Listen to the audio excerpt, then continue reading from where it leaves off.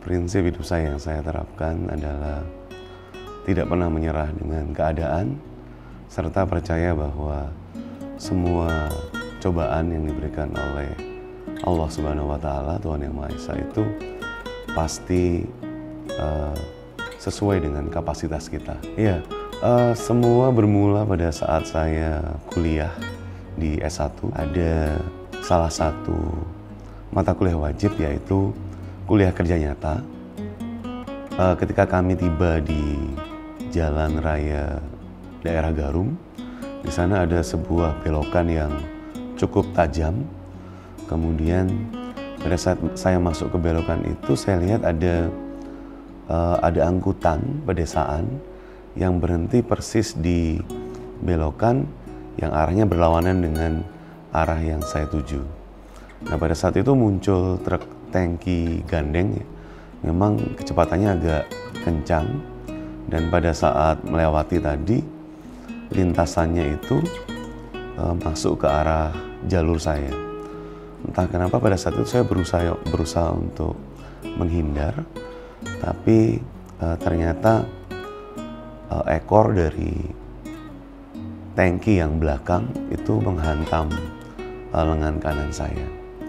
Pada saat itu saya dan rekan saya terpelanting, jatuh di jalan. Setelah tidak sadarkan diri beberapa saat, saya sadar, dan ketika melihat lengan kanan saya, ternyata jaket sudah berlumuran darah seperti itu.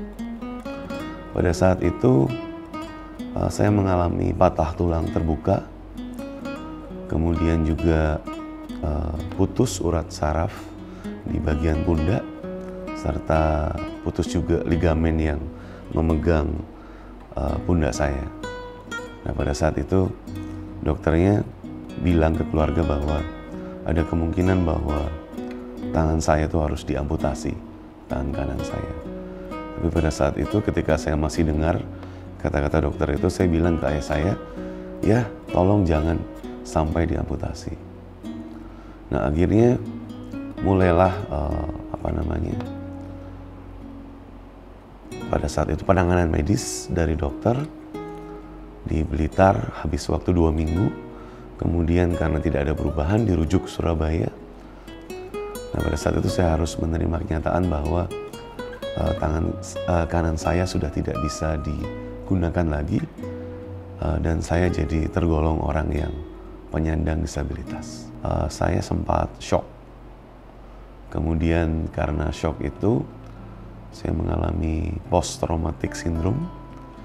Ketika itu saya mengalami gangguan tidur selama kurang lebih sekitar 1 bulan. Jadi kalau di malam hari orang tidur, saya tidak bisa tidur dan baru tidur pada siang hari. Jadi dampaknya cukup parah ya, karena saya merasa masa depan itu tiba-tiba jadi gelap gitu. Tidak ada harapan lagi ke depan. Saat mengalami kondisi down seperti itu, saya mendengar satu ayat di Al-Quran yang menyatakan bahwa Tuhan itu tidak akan memberikan cobaan kepada umatnya kecuali dia bisa sesuai dengan kapasitasnya, maksudnya. Kecuali dia bisa bangkit dari sana dan mendapatkan pelajaran.